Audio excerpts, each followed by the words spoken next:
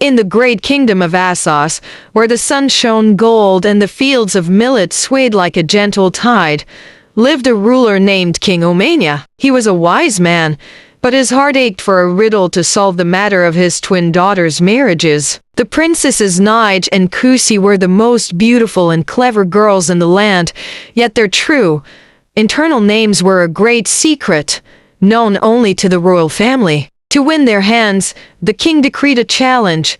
The man who speaks their names will win my daughters in marriage. Fail, and you leave empty-handed.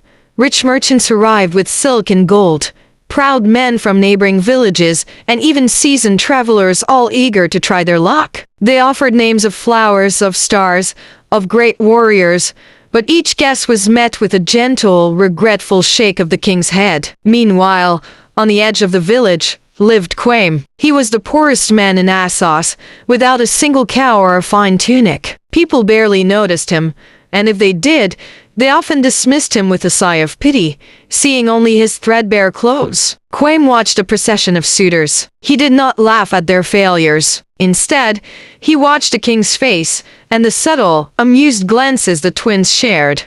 He realized that the solution was not in the stars, but in something simpler, something true. Quaim began to watch the princesses not with hope, but with patience. He learned their habits. They would walk to the great Empisa Grove every afternoon, where the tallest mango and pawpaw trees grew, to pick fruit far from the royal guards and the public eye. One blistering afternoon, Quaim was already waiting. He had climbed the largest, leafiest mango tree in the Empisa Grove, hiding perfectly among the thick green leaves like a silent shadow. He knew his chance to listen to their private words was now. The twins arrived and began their quiet, playful work. Quaim slowly, carefully, began to toss small, ripe mangoes down from his perch, aiming them to land with soft thuds just at the edge of their baskets. For a moment, the girls were confused. Then, Kusi looked up at the leaves and laughed, assuming a little forest spirit was playing a trick. As another,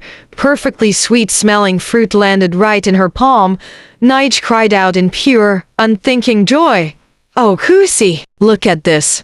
It's a gift." A hush fell in the grove. Quaim's heart beat like a war drum, but he did not move. He had the first name. He waited until Kusi, equally excited by the strange game, called back, "This one is for you, Nige. Now we have enough." The next morning, Quaim walked straight past the crowds of rich men and stood before the king. His clothes were patched, his hands were calloused, but his gaze was steady. He bowed low, then stood tall. "My king," he said, "I know the names." He whispered to names. King Omania's eyes widened.